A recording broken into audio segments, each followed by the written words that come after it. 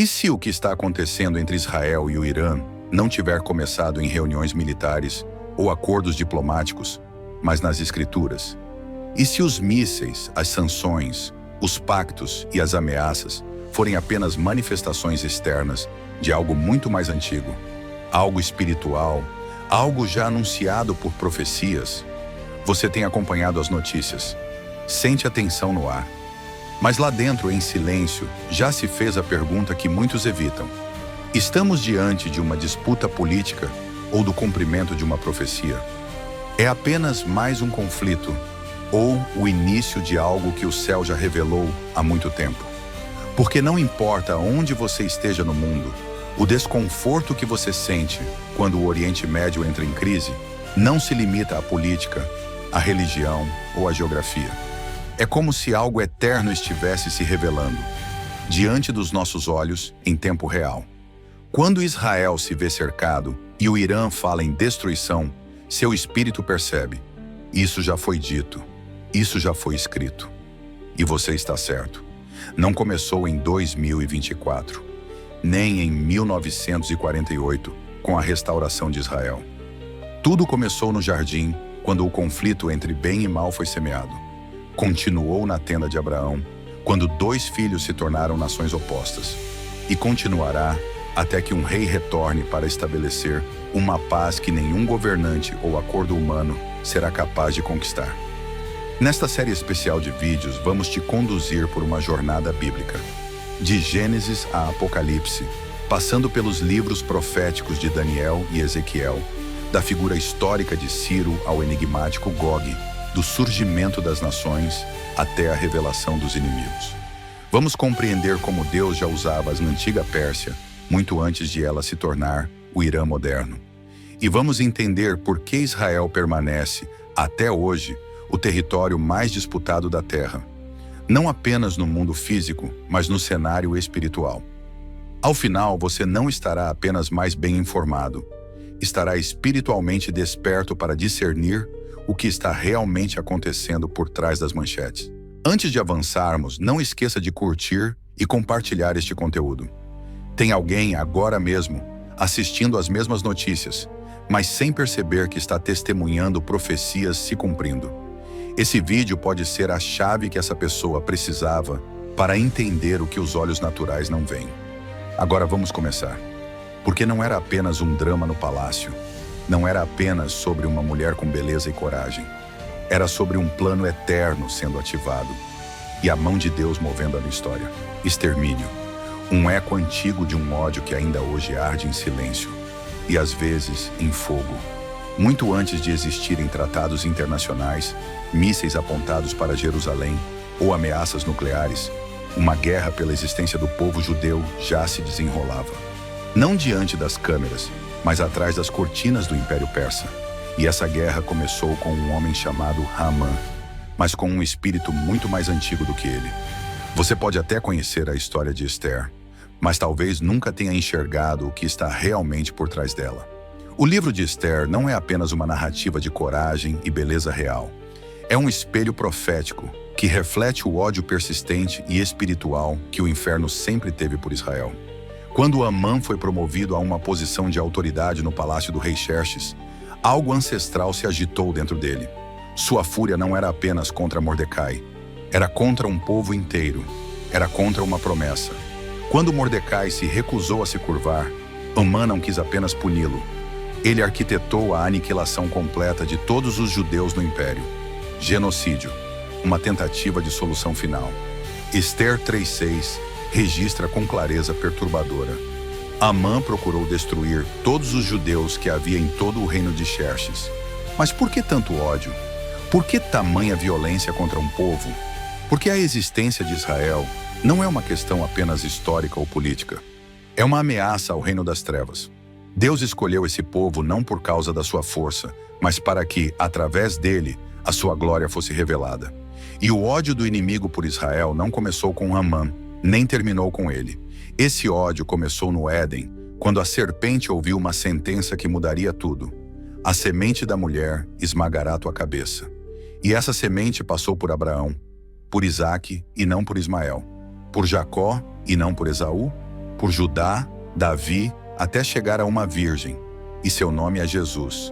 Destruir Israel sempre foi uma tentativa desesperada de silenciar a profecia, antes que ela pudesse se cumprir por completo. Por isso Hamã se levantou. Por isso Herodes mandou matar os recém-nascidos. Por isso Hitler acendeu os fornos. Por isso, hoje ainda há mísseis apontados para Jerusalém. E por isso Esther importa. Ela não chegou ao trono por acaso. Esther 4,14 faz uma pergunta que continua viva até hoje.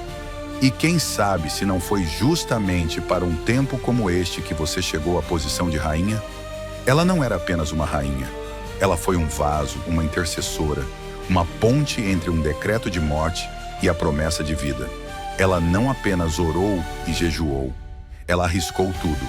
Entrou na sala do trono sem ser chamada. E diante do rei, ela ficou entre o seu povo e a sentença de extermínio. Você percebe? A intercessão de Esther foi um ensaio sagrado da intercessão de Cristo na cruz. Esther não salvou apenas os judeus. Ela revelou um padrão que Deus repete ao longo da história. Levantar alguém do anonimato para que, em meio à crise, ele preserve a promessa feita muito antes da ameaça sequer existir. Hamã, aquele que mandou construir as forcas para o povo de Deus, acabou pendurado nas mesmas armadilhas que planejou para os outros. Isso é mais do que história. É profecia em ação. O mal sempre cava sua própria cova. O que foi arquitetado para destruir torna-se o cenário da libertação. Agora olhe mais de perto para o quadro geral. A mesma região que um dia decretou o extermínio dos judeus sob Amã, hoje é conhecida como Irã. O mesmo espírito que permeava os palácios da Pérsia ainda sopra através de líderes atuais, que não escondem o desejo de eliminar Israel do mapa. Você pode achar que isso é apenas política, mas é muito mais do que isso. É profecia viva. Os nomes mudaram, mas o ódio é o mesmo. A mesma hostilidade demoníaca que conspirava contra Esther e tramava por meio de Hamã, ainda sussurra por trás de regimes modernos. Isso não é apenas sobre territórios ou fronteiras. É uma batalha entre a promessa de Deus e o pânico de Satanás. Mas a história de Esther não termina no medo. Ela termina na virada da trama. Deus virou o jogo contra o inimigo. Israel não apenas sobreviveu, foi honrado, elevado e conquistou vitória na terra onde a morte lhes havia sido decretada. E o que isso significa para nós hoje? Significa que não devemos ser pegos de surpresa pelas manchetes, mas sim despertados por elas. Significa que não podemos enxergar o conflito em Israel como um problema regional qualquer. Precisamos olhar através das lentes das Escrituras. Significa lembrar que o povo de Deus sempre esteve cercado, mas sempre foi protegido. A queda de Amã está reservada para todos os inimigos da aliança divina. E aqueles que, como Esther, jejuam, oram e se colocam ao lado dos propósitos de Deus, jamais serão esquecidos. Antes mesmo de mísseis serem apontados para Jerusalém, houve um rei persa que apontou Israel para o lar. Seu nome era Ciro. Ele não era judeu, nem profeta, nem parte da aliança. Mesmo assim, Deus o chamou de meu pastor. E mais surpreendente ainda, meu ungido. Reflita sobre isso. O mesmo Deus que abriu o Mar Vermelho e levantou Moisés, tocou o coração da Pérsia e coroou um rei gentil com um propósito profético. Isaías anunciou isso muito antes de Ciro reinar, nomeando-o especificamente, mais de um século antes do seu nascimento. Assim diz o Senhor ao seu ungido. Ao seu ungido, a quem tomei pela mão direita, Ciro. Isaías 45, 1. Esse era um título reservado a sacerdotes e reis, a homens como Davi. E de forma surpreendente, foi dado a um imperador persa. Que tipo de Deus é esse? Um Deus soberano, que não governa apenas as terras santas, mas também os tronos dos seus inimigos. Ciro entrou na história no século 6 a.C. como o fundador do poderoso Império Aquemênida. Suas conquistas foram vastas, mas seu papel nas Escrituras é singular. Ele derrubou Babilônia, o império que havia aprisionado Israel por 70 longos anos. Porém, sua vitória não se limitou às batalhas. Ciro assinou decretos reais, registrados em Esdras 1, que não só permitiram o retorno dos judeus a Jerusalém, mas também financiaram a reconstrução do templo. Não se tratava de uma jogada política qualquer. Era a profecia se cumprindo, verso após verso. Isaías já havia visto aquilo. Deus havia ordenado aquilo. E a Pérsia, nome que hoje é sinônimo de oposição a Israel, foi em sua essência instrumento da restauração do povo de Deus. Reflita. Nas manchetes de hoje, o Irã, sucessor moderno da antiga Pérsia, é talvez a maior ameaça estatal ao Estado judeu. Mas em tempos antigos foi uma mão persa que abriu as portas da prisão para Israel. O que mudou então? Não foi o trono, mas o espírito que o conduzia. Ciro agiu sob a influência de um Deus que ele sequer conhecia por completo. Por amor a Jacó, meu servo, e a Israel, meu escolhido, eu o chamei pelo nome, embora você não me conheça. Isaías 45:4. Esse versículo nos provoca e nos humilha. Deus não está limitado àqueles que já o conhecem ou adoram. Ele pode mover o coração de reis que ainda não se dobraram diante dele. Ele pode usar até mesmo o pagão para proteger seu povo escolhido. Ele pode infundir propósito no coração de impérios que não carregam seu nome. A história de Ciro nos lembra que a Pérsia nem sempre foi inimiga de Israel. Houve um tempo em que a glória de Deus transitava pelos palácios persas. Um tempo em que o rei persa foi a ponte entre o exílio e o retorno, entre a ruína e a reconstrução. Mas esse espírito não durou para sempre. Com o passar do tempo, a Pérsia endureceu seu coração. O que começou em obediência transformou-se em resistência. E séculos depois, essa terra que um dia serviu para restaurar Sião, agora trama para... Ciro se foi. O templo que ele... Em Daniel 10:13, aprendemos algo impressionante. Por 3 longas semanas, um mensageiro celestial enviado do céu foi impedido de chegar porque um espírito territorial das trevas, uma entidade demoníaca tão profundamente ligada ao Império da Pérsia, que a Bíblia o chama de seu príncipe, resistia a ele. Pausa para refletir. Isso não é mera linguagem simbólica, mas uma revelação direta. O céu está nos dizendo que as nações não são apenas construções políticas. São campos de batalha espirituais. Por trás das cortes e batalhas da Pérsia, havia uma resistência sobrenatural contra os planos de Deus. Não era apenas sobre Ciro ou Dário, era sobre os tronos invisíveis que governam por trás dos tronos humanos. E a razão pela qual a resposta à oração de Daniel demorou tanto é simples. Anjos estavam travando uma guerra contra forças demoníacas, lutando pelo destino da Pérsia e, por consequência, pelo futuro de Israel. Agora olhe para os dias atuais. O Irã moderno, herdeiro direto daquela antiga Pérsia, se posiciona novamente, planejando e se armando contra Jerusalém. Mas se você enxergar apenas o que está na superfície, perderá o que realmente está em jogo. Porque o príncipe da Pérsia nunca desapareceu. Aquele espírito que atrasou a resposta a Daniel, que enfrentou mensageiros celestiais e resistiu ao povo de Deus, ainda está ativo e em guerra. E o campo dessa batalha continua sendo o Oriente Médio. Mas entenda, essa luta não é apenas por território, é uma disputa por aliança e promessa. Daniel, séculos atrás, esteve no meio desse fogo cruzado espiritual. E aqui está a pergunta que nos desafia.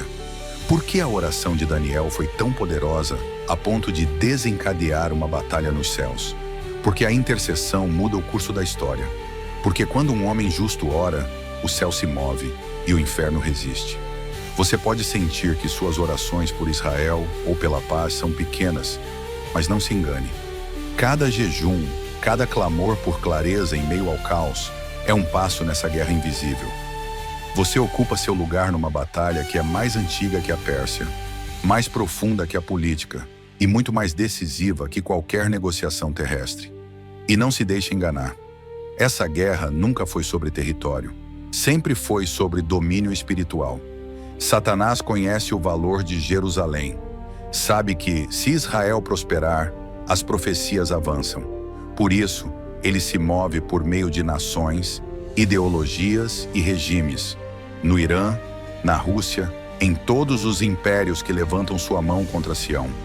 Há príncipes que não nascem da carne, mas são forjados na rebelião.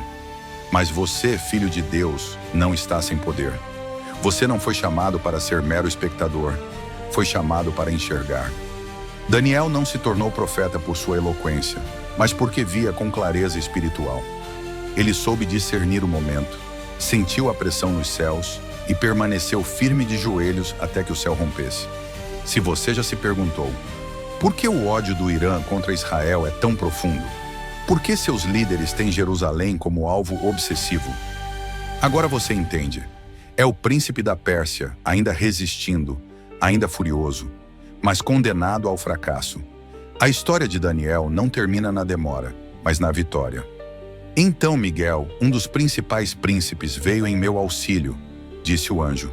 Daniel 10:13. O céu não perde batalhas. Ele apenas espera que seus fiéis vigilantes se mantenham firmes de joelhos. Porque o que Daniel viu é o que você precisa compreender. Essa guerra é real, está em curso e não acabou.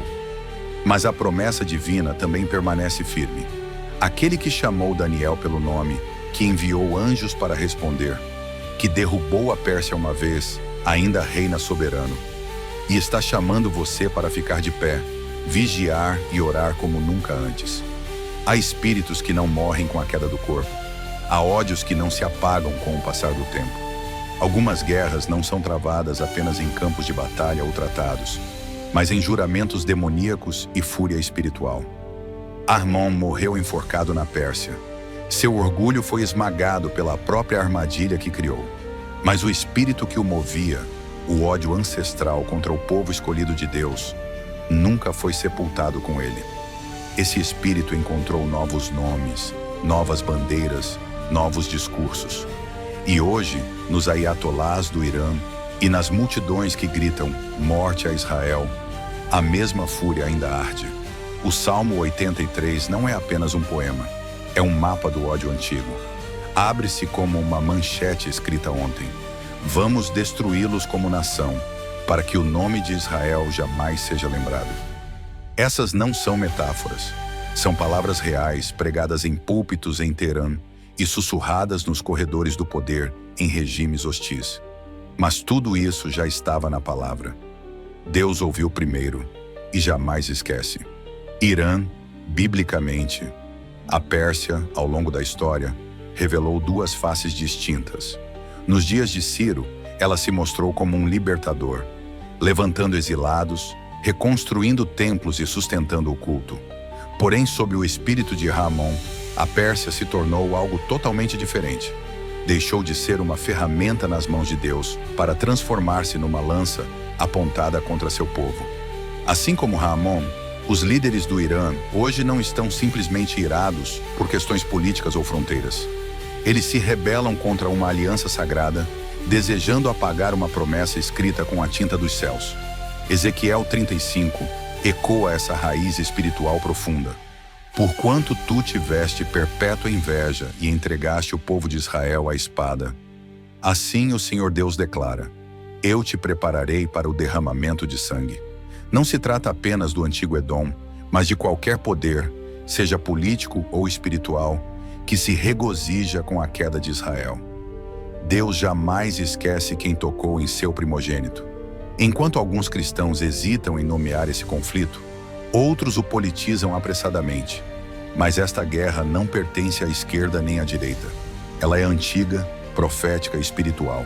Rimon odiava os judeus não por sua política, mas pelo propósito que carregavam. A semente do Messias, a marca de uma aliança que Satanás jamais poderá destruir ou imitar. Os líderes do Irã hoje, conscientes ou não, canalizam essa mesma fúria espiritual. Suas armas são modernas, suas palavras digitais, mas o espírito que os move é ancestral. E assim como no tempo de Esther, Deus sempre levanta um remanescente que intercede. Um Mordecai vigilante, uma Esther corajosa.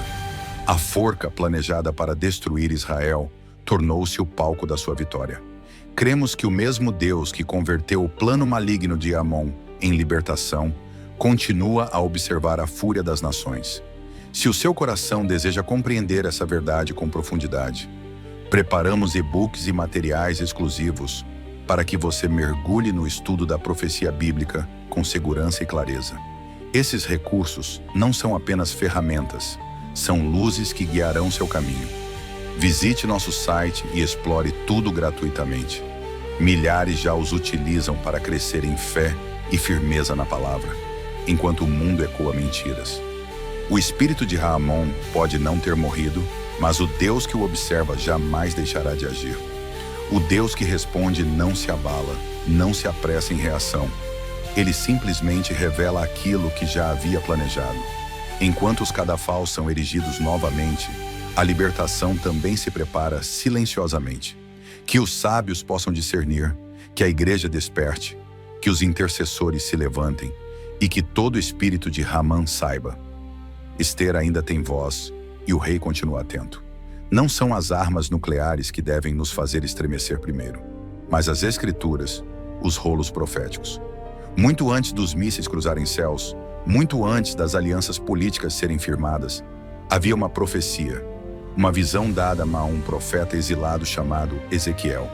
Ele viu algo vasto, aterrador e surpreendentemente claro, algo que até hoje ecoa nos sussurros de estudiosos, guerreiros e fiéis. Gog, Magog, Pérsia, uma coalizão de nações, uma tempestade que se forma contra Israel, e por trás de tudo, um Deus que não se surpreende. Abra o capítulo 38 de Ezequiel e encontrará nomes que parecem saídos de lendas antigas. Gog, príncipe da terra de Magog, chefe de Meseque e Tubal. Mas entre esses nomes, há um que ainda arde nas manchetes. Pérsia. Não é apenas história, é o Irã de hoje.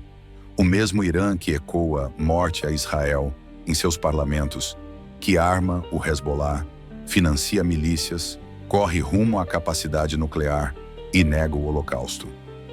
O mesmo Irã que, segundo a profecia, marchará um dia em aliança contra a terra do povo de Deus. Isto não é alarmismo, é a palavra viva. Ezequiel 38, 5 menciona claramente a Pérsia como parte da frente de guerra que se unirá para atacar os montes de Israel. Pérsia não é uma nota de rodapé, é protagonista. Junto de Cuxi, Put, Gomer e Bet-Togarma, o cenário descrito por Ezequiel espelha a crescente aproximação geopolítica de países que, no papel, não teriam razão para se unir, a não ser contra um inimigo comum, Israel. Estamos vendo essa aliança se formar diante dos nossos olhos. A Rússia se aproxima do Irã, a Turquia altera seu tom, enquanto as influências ocidentais vão sendo lentamente afastadas de regiões estratégicas. Os acordos de Abraão, o avanço tecnológico e a supremacia militar de Israel têm despertado ódio em outros cantos do mundo, fazendo dela tanto um alvo quanto um prêmio. Assim como Ezequiel profetizou, virão para saquear, para tomar despojos, para atacar quando Israel parecer vulnerável. Mas isso vai além de mapas e estratégias políticas. Não é apenas um jogo de xadrez geopolítico, é um teatro espiritual. O que Ezequiel viu não foi apenas uma guerra entre nações, mas uma batalha entre espíritos. Deus declara em Ezequiel 38, 4: Eu o farei dar volta, porei anzóis em sua boca e o conduzirei. Isso significa que não é simplesmente o Irã decidindo atacar. É um Deus soberano dirigindo um confronto final. Pérsia não se moverá sem permissão do céu. E quando se mover, será por um motivo decisivo, para que as nações reconheçam o Senhor. Aqui está o paradoxo. Israel será cercada, as nações se levantarão, e Deus responderá não com soluções diplomáticas, mas com tremores, terremotos, confusão entre os inimigos, fogo e granizo. Uma defesa divina que não deixará dúvidas. Israel sobreviverá não por causa da cúpula de ferro, mas por causa do trono celestial. Ezequiel 39 descreve as consequências: corpos, purificação e um mundo atônito diante da reverência. Você precisa entender isso. A ameaça do Irã não é nova. Ela é antiga, profetizada, não apenas geopolítica, mas espiritual. A ascensão da Pérsia nessa guerra final não marca o início do fim, mas faz parte de uma estratégia divina para despertar o mundo e humilhar os orgulhosos. Cada movimento é previsto, cada ameaça vista, cada manchete já escrita nos rolos das Escrituras. O que isso significa para você? Que não deve entrar em pânico, mas também não pode adormecer. Observe, ore, discerne os tempos. Não se distraia com debates políticos e esqueça a profecia. Não se anestesie diante das notícias e ignore os avisos antigos. O Irã vai se levantar, a Pérsia vai marchar, mas Deus vencerá. Enquanto as nações se preparam para a guerra, nós preparamos nossos corações. A profecia não foi feita para aterrorizar, mas para nos treinar. Você não está assistindo ao fim do mundo, está vendo a palavra se cumprir. E toda manchete ainda se curva diante da sua mão. Dizem que é apenas mais uma notícia, mais uma rodada de fogo trocado entre Israel e seus inimigos. Mas e se o que acontece em Jerusalém vai muito além da política? E se aquele tremor que sacode a cidade não é apenas fruto de tensões humanas, mas o eco poderoso de uma profecia antiga, escrita muito antes dos tanques tomarem posição nas fronteiras ou dos diplomatas assinarem tratados? Em Zacarias 12, Deus declara com firmeza: farei de Jerusalém uma taça de tremor para todos os povos ao redor, ainda que todos os povos da terra se unam contra ela. E mais adiante, no capítulo 14, ele revela: reunirei todas as nações contra Jerusalém para a batalha, e a cidade será tomada. Essas não são metáforas nem meras advertências poéticas. São pronunciamentos divinos. E nós estamos vivendo no limiar desses acontecimentos. Jerusalém nunca foi apenas um ponto no mapa. Não é só uma cidade antiga. Ela é o coração pulsante da promessa de Deus, a pedra angular da sua aliança, o palco da guerra final. O Irã sabe disso, não apenas como um país, mas como um espírito que vive e respira. Suas ameaças de apagar Israel do mapa não nascem de políticas comuns, são alimentadas por um ódio milenar. O mesmo espírito que levou o faraó a ordenar a morte dos bebês hebreus, o espírito que incitou Haman a planejar um genocídio e o que sussurrou a Hitler. Esse espírito ainda está vivo e seus olhos estão fixos em Sião. Mas Zacarias já viu tudo isso chegando. Ele viu o tremor, o cerco, a traição. Ele viu o dia em que Jerusalém se tornaria um fardo pesado para as nações. Pense bem. O mundo conta com mais de 190 países, mas essa pequena faixa de terra, menor que o estado de New Jersey, está no centro de cada debate da ONU, de toda a aliança global e de todas as manchetes internacionais. Isso não é mera coincidência, é a ação divina.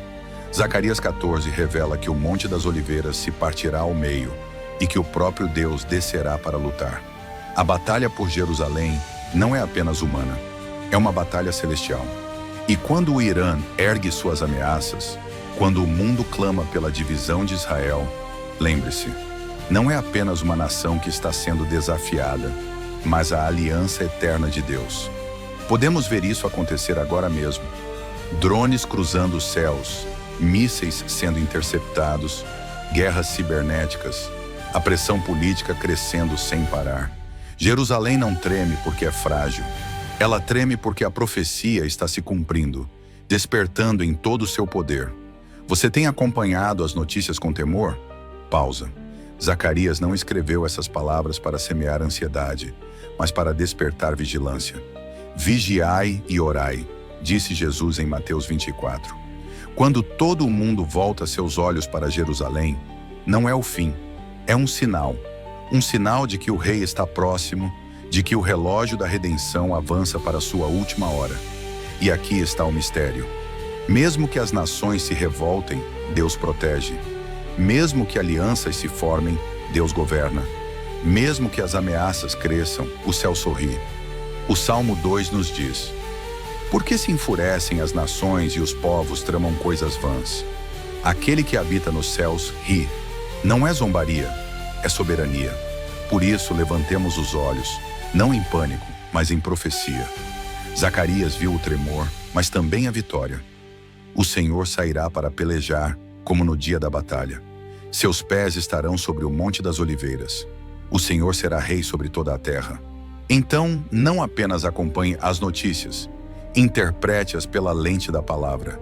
Não veja apenas foguetes, enxergue revelação. Não ouça só as ameaças, escute a trombeta. Porque o tremor no Oriente Médio não é caos, é alinhamento. O alinhamento de reis e reinos para a volta do verdadeiro rei. Os mísseis talvez ainda não tenham caído. As ameaças nucleares podem estar suspensas em negociações e sanções. Mas há uma guerra escrita nos antigos pergaminhos, que poucos sequer sabem que existe. Uma profecia escondida entre os avisos de Jeremias, tantas vezes esquecida que a maioria das igrejas nunca pregou. E ainda assim, é a profecia que fala diretamente do Irã moderno. Não em metáforas nem símbolos, mas pelo nome, Elão. Antes de ser chamado Irã, esse reino ocupava a região sudoeste do Irã atual. Em Jeremias 49, 34 a 39, Deus não sussurrou, ele trovejou, proferiu juízo, nomeou a espada e anunciou o desastre que dispersaria o povo de Elão pelos 4 ventos. Um golpe divino contra uma nação que um dia conheceu seus propósitos, mas que lhe virou as costas. Elão enfrentaria a ira poderosa do Senhor e seria completamente destruído diante de seus inimigos. Não se tratava de uma mera análise geopolítica, tampouco do discurso inflamado de um profeta descontente com seus vizinhos. Era a voz de Deus, revelando desde o princípio o desfecho dos acontecimentos. Era o Senhor dos Exércitos revelando seu plano. Quebrantarei o arco de Elão, a fonte de sua força. Mais do que uma derrota militar, era uma ruptura espiritual profunda. Um reino, famoso por sua habilidade em guerras, perderia seu poder, não pelas mãos humanas, mas pelo toque divino. E aqui reside a maior revelação que toca o coração. A profecia não termina no juízo, pois ao final daquele mesmo anúncio de destruição, terror e exílio, Deus pronuncia algo inesperado. Todavia, nos últimos dias, restaurarei a sorte de Elão. A mesma nação condenada recebe a promessa de misericórdia. O Irã atual, segundo as Escrituras, não está além do alcance da mão redentora de Deus. Um equilíbrio entre julgamento e restauração, entre ira e esperança.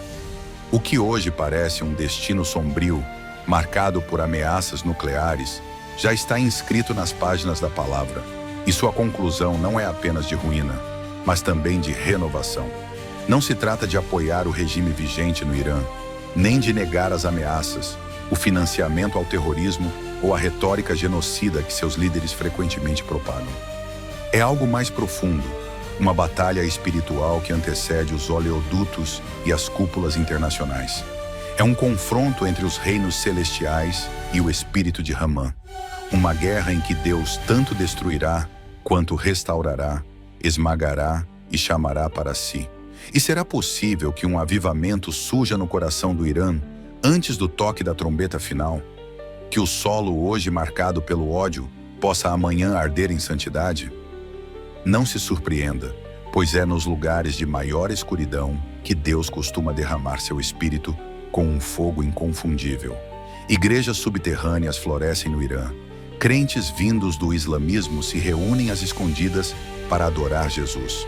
E algumas das ameaças mais ferozes contra Israel um dia poderão fazer parte da família de Deus. E o que você faz com essa verdade?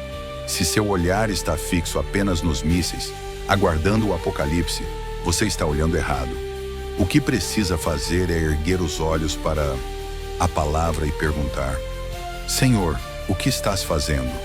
Ele está quebrando o arco, mas também preparando a misericórdia. Agora a pergunta é: você vai orar por Elão?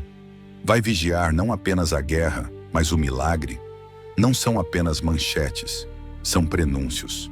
Quando você vê Israel e Irã piscando na tela, não está apenas assistindo à política, está vendo a profecia bater mais forte à porta.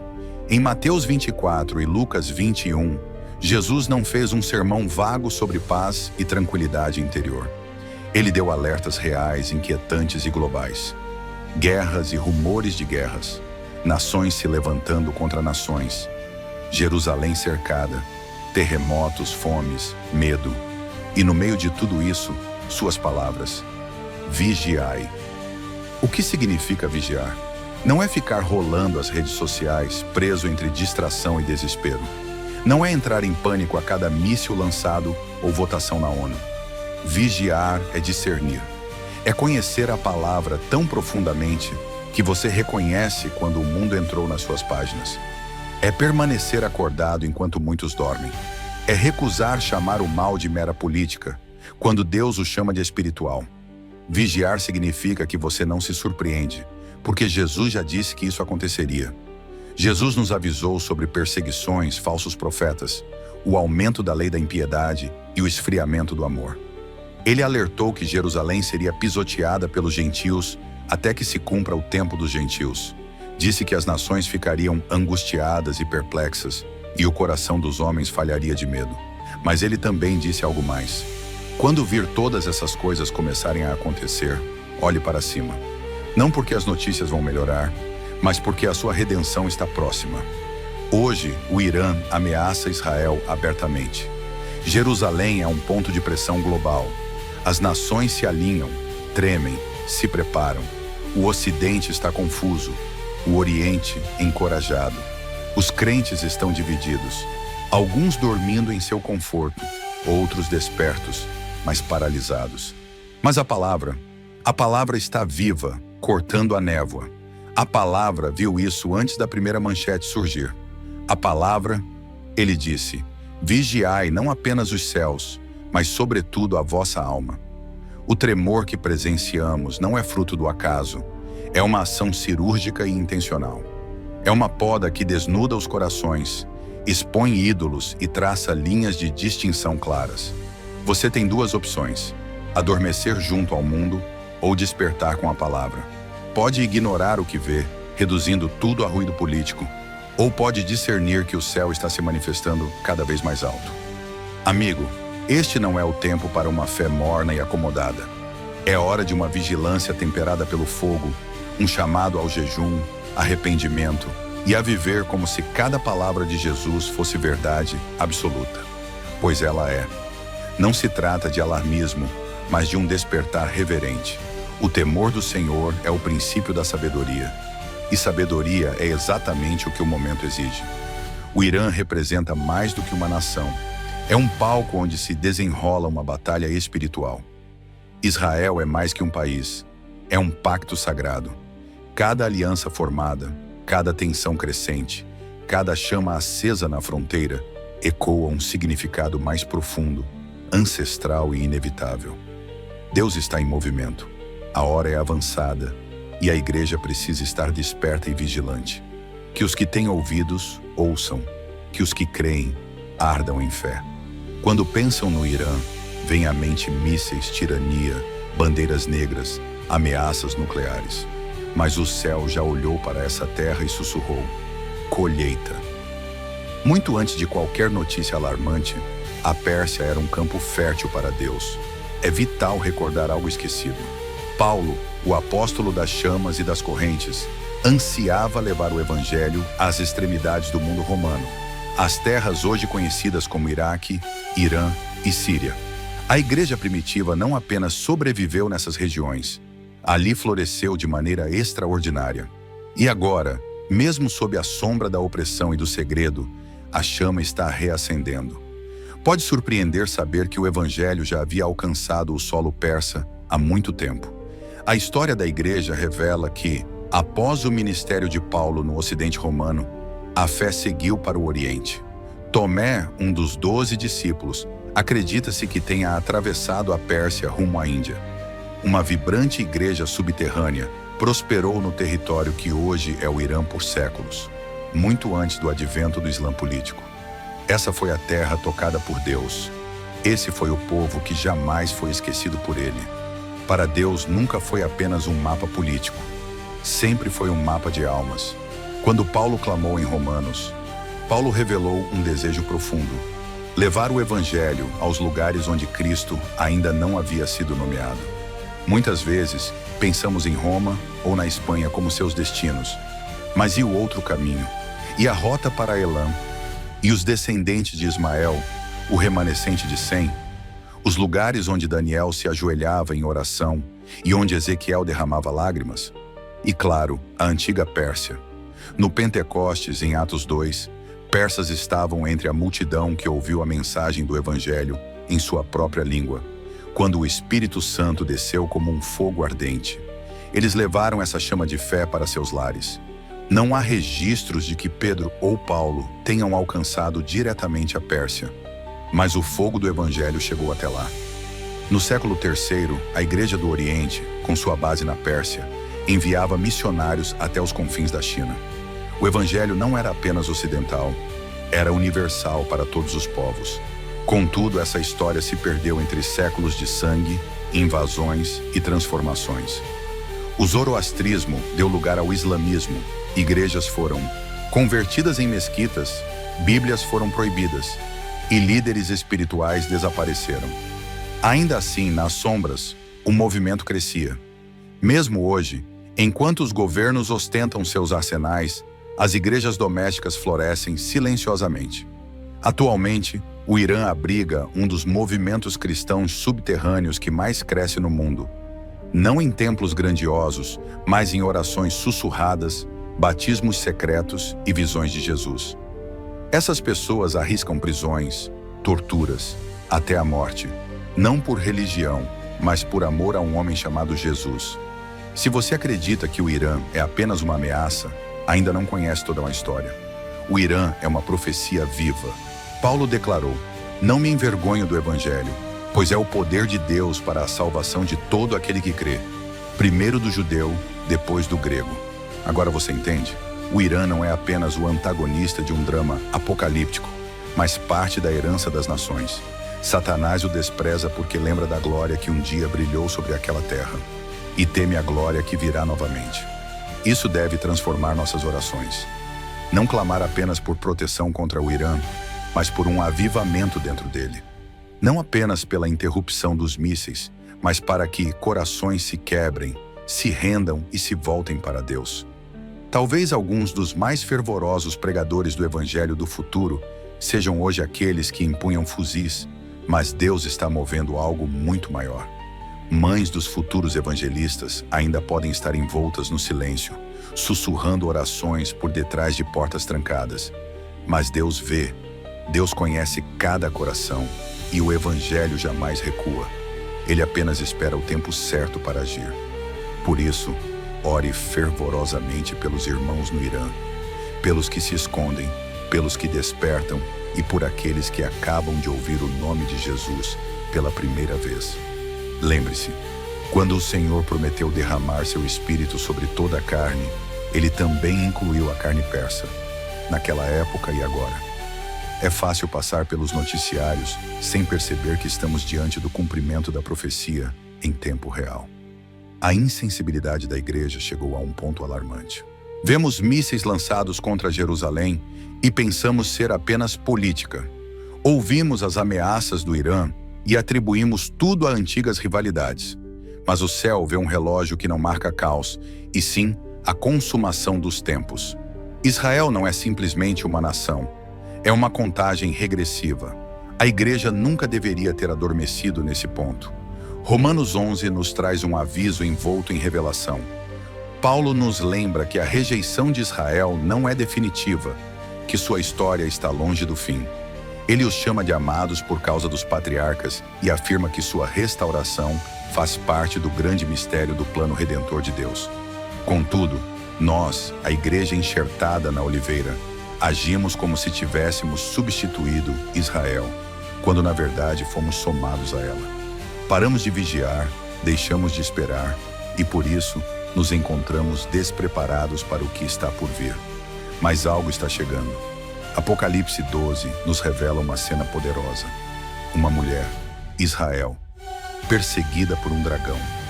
Não se trata de fantasia poética, mas de uma guerra real que a igreja foi chamada a testemunhar. A fúria do dragão não é aleatória, é profética, estratégica e está se intensificando. O conflito que começou com os decretos do faraó contra os bebês hebreus seguiu nos planos de Hamã, nos horrores dos fornos de Hitler e agora se manifesta nas ameaças do Irã de apagar Israel do mapa. Temos espiritualizado demais, suavizado demais a verdade. Mas o que Deus escreveu está acontecendo diante de nossos olhos. Estamos ou despertos e orando, ou dormindo e perecendo. É hora de despertar. Tratando as notícias de Israel como se fossem um problema distante, a igreja precisa parar de se divorciar de sua mãe profética. Pois entender mal o lugar de Israel é interpretar errado a hora em que vivemos. Ignorar a batalha de Israel é perder o verdadeiro sentido da nossa missão. Ela não é perfeita, mas é escolhida. E sua sobrevivência não é mera coincidência. É aliança, é pacto divino. Então, quando você ouvir as sirenes em Tel Aviv, quando vir as salas de guerra em Jerusalém, iluminadas pelas ameaças da Pérsia, não fique apenas nas redes sociais. Não se limite a tremer e depois se ajoelhar. Ore como alguém que sabe o tempo em que vive. Clame como quem entende que não estamos apenas caminhando para um clímax. Estamos vivendo dentro dele. Quando Ezequiel disse que os ossos voltariam a viver, quando Zacarias falou das nações se reunindo contra Jerusalém, quando Jesus disse, fiquem atentos à figueira, era exatamente isso que queriam dizer. E para a igreja que está cansada, distraída ou entretida, uma palavra: desperte. Isso não é um ensaio. Você não é impotente. Você não é um espectador passivo. Você é o intercessor desta era. A geração de Esther, o remanescente de Romanos 11, os guerreiros do Apocalipse 12. Você carrega uma trombeta numa mão e o evangelho na outra. Você não foi chamado para entrar em pânico, mas para profetizar. Não para temer, mas para crer. E se esta mensagem te abalou, ótimo. Talvez seja o alarme que você precisava ouvir, porque o relógio está correndo e o Espírito está se movendo. Israel é o relógio, mas você é a resposta. Vamos nos levantar como se tivéssemos nascido para esta hora, porque de fato nascemos. Dizem que seria só mais uma manchete, mais um conflito, mais uma rodada de fogo e retaliação. Mas para você, que está sentado em silêncio, rolando a tela num mundo que se desfaz, você sentiu algo mais profundo, um tremor no seu espírito, uma pressão por trás do pânico, uma pergunta que não sai da sua cabeça. O que Deus está dizendo em tudo isso? O que significa estar vivo exatamente agora? Você não é apenas um espectador, você é um vigia. Você viu os tremores na terra, mas também percebe as vibrações da eternidade. Enquanto outros amaldiçoam o caos ou se agarram a teorias conspiratórias, algo dentro de você está chamando para algo maior. Você não está aqui para sucumbir ao medo, mas para despertar a percepção. As notícias não revelarão isso. As manchetes não nomearão. Mas o céu fala.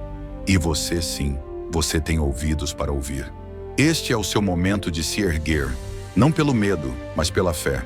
Não para gritar mais alto, mas para orar mais profundamente. Não para tomar partido em mapas, mas para se aproximar do coração de Deus. Pois esse tremor não é o fim, é o sinal. O som da trombeta que anuncia a aurora. O clamor da meia-noite que ressoa nas lâmpadas de óleo da igreja adormecida. E você, amado vigia, recebeu a graça de permanecer desperto. Por isso eu oro por você. Pai, para aquele cuja alma se pesa ao contemplar os tempos, desperta o espírito. Que não adormeça como os discípulos em Getsemane, enquanto a batalha toma forma. Dá-lhes olhos limpos, que não se turvem em distrações, nem se apaguem em desespero. Que vejam, através da névoa da geopolítica e do ruído da mídia, a batalha ancestral se desenrolando diante deles. Concede-lhes coragem, Senhor, não para discutir, mas para interceder. Não para estocar por medo, mas para acumular o óleo da intimidade contigo. Faz deles como os filhos de Issacar, que compreendiam os tempos e sabiam o que fazer. Que não congelem em pavor, nem se consumam em frenesi.